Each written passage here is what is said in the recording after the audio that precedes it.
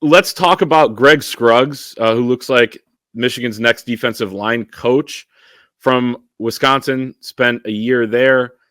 He was an assistant defensive line coach for the New York Jets in 2022. He spent a few seasons with Luke Fickell at Cincinnati as well, was the defensive line coach from 2020 to 2021. They built a really good defense there, took them to the college football playoff in 2021 where they were smashed by Alabama, like many others that came before them in that college football playoff semifinal. Takes a great team. Yeah, it takes an amazing team, really the best ever, to go into the college football playoff semifinal and beat an Alabama football team, no matter what year it is. No question about that. So, and we saw it firsthand on January 1. So this is a guy who also played 5 seasons in the NFL. He got the pedigree there. He won 2 Super Bowls, which is crazy in his 5 years. Like Mike Dana. What's that? He's like Mike Dana. That's true. Yeah, he absolutely is. And shout out to Mike Dana for winning his 2nd straight Super Bowl last night with the Chiefs. They couldn't have done it without him. That's right. He drew the holding on Trent Williams early on. He had 3 tackles. So, no, that was cool to see for sure. He beats Jake Moody and the rest of the Niner gang there, Ronnie Bell and Ambry Thomas. But, yeah, I mean, this is a guy who is certainly an up-and-comer, a guy that, Luke Fickell has had some great defenses throughout his career, knows defense, a guy that's been a trusted agent, of Luke Fickell. And seems like the next step would be, hey, get a raise, come to Michigan where you can recruit a little bit better. I was looking at some comments from EJ Holland, our recruiting reporter over on the Wolverine.com. And, some of the big pulls that, Scruggs got to Wisconsin were guys that Michigan didn't necessarily prioritize. But I think now, if you're at Michigan, you have a little bit more of an opportunity to pull some of those guys. And by all accounts, he still had some impressive recruiting wins. So that's him on the trail, but also development, is a key piece as well. But your thoughts on this expected hire that Michigan could make a little bit of a splash here within the Big Ten as they try to build out that defensive staff? I only started kind of looking into him today since I had been on vacation for the last week. But it's, I mean, you look at the fact that, obviously he knows Sherrone going back to when, Sherrone was a coach and he was a player at Louisville, and then they were both coaches together. And so he has a little bit of that overlap, and it's always good to see, someone being pulled up kind of the same way that Jim Harbaugh pulled Grant Newsome up. Obviously much different, right? Because Scruggs has already long been a college position coach as well as an assistant in the NFL. But having a young guy trying to make a name for himself, like you mentioned, the Cincinnati defense, I mean, that's all development, right? There's no world in which, even the year before they went to the college football playoff, they gave Georgia all they could handle in that Peach Bowl, I believe it was, or whatever it was. Sugar Bowl, I can't remember. It was one of the BCS games. Yeah. But they gave Georgia all they could handle in that game, and certainly defensively, they got to the journeyman JT Daniels over and over again, and that speaks to his ability. Just kind of looking at this last year at Wisconsin, right now. I shouldn't say right now. This was last year, but you look and you see a lot of pressure more from the outside linebackers. But how much did Wisconsin have interior guys that can actually get to the quarterback? And certainly, if you look at Michigan any other year, the stats would look kind of similar. So I'm curious to see what a young guy with his pedigree, someone that, again, he's got the Super Bowl rings. He's got he's young. He can go into some rooms and have that fire and have that relation, right? That's the type of thing that helps change the culture in Ann Arbor, along with the team ownership of it all. So I think just having that youth, especially because if you don't have the youth at the defensive coordinator position, you should probably have it at some of the others. And I think that can certainly help. I mean, he looks like a dude still.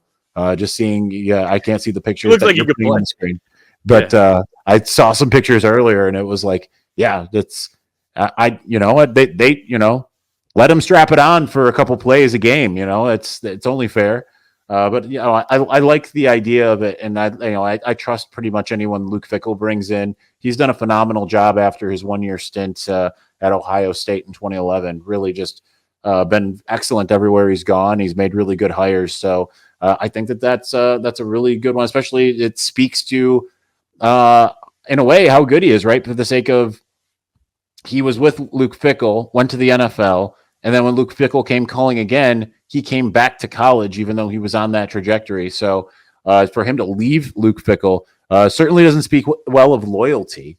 So we can go ahead and call him disloyal right off the bat. Kidding, of course, but nonetheless, it speaks to where the Michigan program is, and as well as the fact that he has followed Luke Fickell, going from that director of player personnel all the way in 2018 in Cincinnati to being a position coach there, to getting that chance in the NFL, to coming back to college, and now seemingly Michigan. I think it's a great trajectory, and that's the type of guy that you want to bring in. And you're right. He looks like he could potentially play. Maybe he needs to work with Jay Tress, and get fully up to speed. But when he's holding that bag, and guys are trying to hit him, he's going to have a little bit of resistance to him. And when he's holding that bag, the guys that are going to be hitting him are pretty damn good players. If you're him, you would have to imagine that he's pretty excited about the defensive line that it looks like he's going to work with, right? Especially the guys on the interior. I mean, that's a big selling point. And I think that's really the strength of this team if you go in next year. Absolutely. I mean, that's obvious. There's obviously reasons why you see fans from other fan bases getting excited about Michigan having the transfer portal window open at the moment. And right. It's really centered around two guys. And that's again, I didn't really see a lot of Wisconsin last year. I think the only game I saw from Wisconsin was their loss to Ohio State. I mean, they did a really good job up front against the Ohio State offensive line, now that I think about it, in that game. But it's having what he had at Wisconsin, which has been a developmental program for a long time, right? It's not one where you're going to get a lot of 4 and 5 star recruits, specifically on defense. They're looking to identify and develop guys. They've done a great job of that under the stewardship of Barry Alvarez for a very long time. But nonetheless, it has to be an absolutely tantalizing situation, because I can't tell you anywhere else that probably has the best 1-2 punch at the interior tackle than Michigan right now.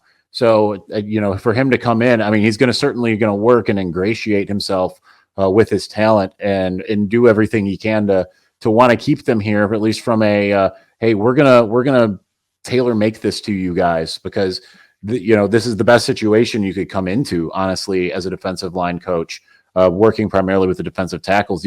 That's not even to mention you've got guys like Josiah Stewart and Derek Moore, and lots of guys that you can work with on the outside, guys we haven't even heard much about yet that have that potential, like in Cameron Brandt, who probably would have gotten more time if they just weren't so loaded at the edge rusher position this last year.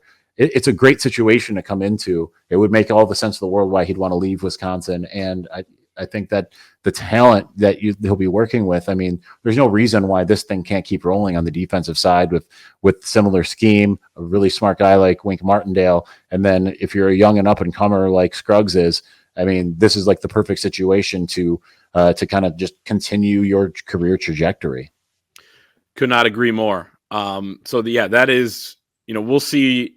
It was reported about Steve Kasula that he was going to be joining on, and then about a week later he was announced. So these things can take some time in the final stages, but it looks like he has indicated Wisconsin that that's going to happen. His players, you saw some reaction on social media as well from them. So this is, barring something crazy, seems like it will happen for Michigan. I know I just hedged there a little bit, but you never know these days with coaching. I mean, you may think you have a head coach one day, and next thing you know, he leaves to become a coordinator of another team in the same conference. So there's a lot of craziness with this never-ending coaching cycle. But it seems you don't even know sometimes until after spring. We saw Brian Jean-Marie and what's his name, Linguist.